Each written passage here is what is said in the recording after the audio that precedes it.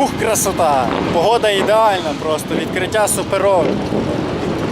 Дивіться, скільки мотоциклів.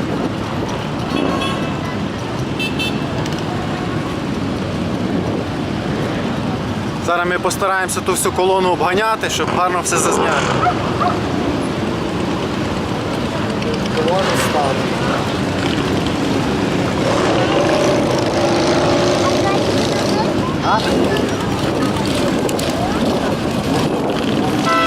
Ігор